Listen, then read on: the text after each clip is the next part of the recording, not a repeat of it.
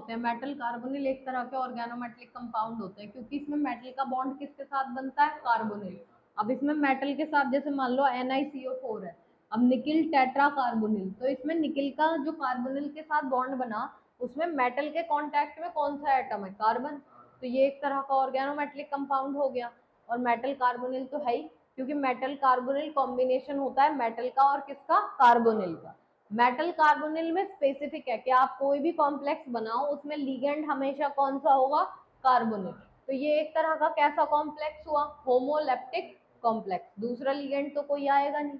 अब यहाँ पे जैसे NiCO4 है, तो NiCO4 में आपने टेट्राहेड्रल ज्योमेट्री बना दी। FeCO5 है, तो आपने 5 बॉन्ड बना के ट्राइगोनल बाइपिरामिडल ज्योमेट्री बना दी। इसी में कुछ ब्रिजेस स्ट्रक्चर भी आते हैं, जैसे octa carbonyl di cobalt, cobalt कितने हैं, 2, और कार्बोनिल कितने हैं, 8। तो आप 2 कार्बोनिल से 8 कोबाल्ट जोड़ने हैं, 8 जोड़ने हैं, तो एक तो ऐसे जोड़ दो, एक कार्बोनिल ये हो गया, एक कार्बोनिल यहाँ कनेक्ट कर दो, ये हो गया 2, और बीच के कार्बोनिल वैसे कनेक्ट हो गए, बाकी के 3 कार्बोनिल ये कनेक्ट करेगा और 3 कार्बोनिल ये कनेक्ट करेगा, हो गया 8। ठीक, ऐसे ही हमारे पास आता है deca carbonyl di manganese, manganese कितने हैं, 2, और कार्बोनिल कितने हैं, 10। तो अब 10 कार्बोनिल और 2 मैग्नीज, तो यानी 5-5 कनेक्ट करेंगे दोनों से। तो जब आप 5 कनेक्ट करोगे तो 3 इसके 3 इसके, ये हो गया कार्बोनिल, और 2 और लगाने हैं, तो ऐसे लगा,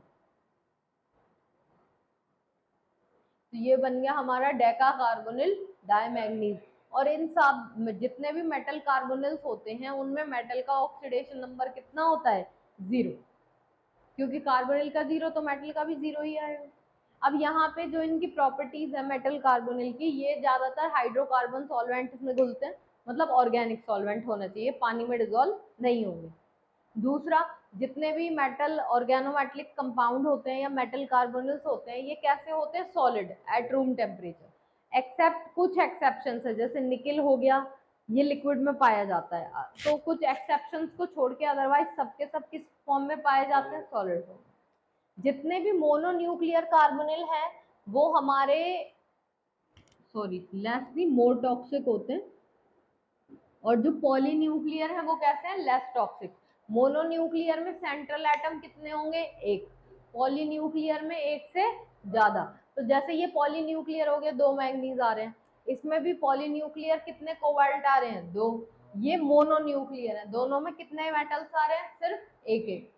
तो जब आपके पास सिर्फ एक ही मेटल हो तब उस केस में ये वाले कंपाउंड ज्यादा टॉक्सिक होते हैं, लेकिन अगर इन्हीं के पास एक से ज्यादा मेटल हो तो यही कंपाउंड की टॉक्सिसिटी क्या होती है, रिड्यूस हो जाती है। ये जो पॉलीन्यूक्लियर वाले हैं ये कलर भी दिखा देते हैं कई बार, पर मोनोन्यूक्लियर वाले कलर नहीं दिखाते, हम अलग से करते हैं। तो ये टॉक्सिक भी हैं, ये थोड़े कम टॉक्सिक है। ज्यादातर ये वॉलेटाइल होते हैं, पर ये कैसे होते हैं, नॉन वॉलेटाइल। वॉलेटाइल मतलब जो भाप बन के उड़ जाए, तो ये उड़ जाएगा, वो बचा रहेगा। इसके अंदर बहुत इंपॉर्टेंट टॉपिक है सिनर्जिक बॉन्डिंग। सिनर्जिक बॉन्डिंग क्या होता है, जैसे आप कोई भी मेटल कार्बोनिल बनाते हो तो मेटल के साथ लीगेंड कौन सा जुड़ेगा, कार्बोनिल। अब सबसे पहले लीगेंड का काम होता है मेटल को इलेक्ट्रॉन देना, तो यहाँ पे कार्बोनिल अपने इलेक्ट्रॉन लेके आएगा, मेटल के ऑर्बिटल्स में क्या करा देगा, शेयरिंग, बन गया बॉन्ड। अब लेकिन क्योंकि ये बॉन्ड इतना ज्यादा स्ट्रॉन्ग नहीं होता, और आपने अभी वीबीटी पढ़ी है लास्ट टाइम, तो हम देखते हैं ना लीगेंड कनेक्ट करने से पहले मेटल के पास ऑलरेडी अपने इलेक्ट्रॉन होते हैं डी में, कुछ ना कुछ तो होंगे।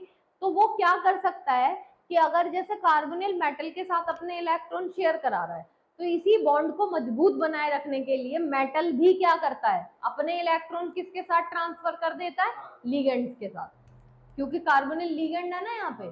तो यहाँ पे मेटल का जो अपना ऑर्बिटल होगा, अगर इसके अपने ऑर्बिटल में 2 इलेक्ट्रॉन है तो वो अपने ऑर्बिटल को कार्बोनिल के खाली पड़े हुए ऑर्बिटल से क्या करेगा, ओवरलैप करा देगा। तो ये 2 इलेक्ट्रॉन इसके भी और इसके भी, पर अगर ये ऐसे ऐसे ओवरलैपिंग करेंगे तो साइडवेज ओवरलैपिंग हो जाएगी, तो बॉन्ड कौन सा बनेगा, पाई। तो जब भी आपका लीगेंड शुरुआत में जो लीगेंड होगा वो किसके साथ बॉन्ड बनाएगा, मेटल के साथ, तो ये कौन सा बॉन्ड होगा, सिग्मा। उसके बाद दूसरे केस में मेटल किसके साथ बॉन्ड बनाएगा, लीगेंड के साथ, ये कैसा होगा, पाई। और जब मेटल आपके लीगेंड के वेकेंट ऑर्बिटल्स में अपने इलेक्ट्रॉन जाके शेयर करा दे, उसी बॉन्डिंग को हम क्या नाम बोलते हैं, सिनर्जिक बॉन्डिंग। इससे हमारे मेटल को क्या मिलती है, स्ट्रेंथ मिलती है।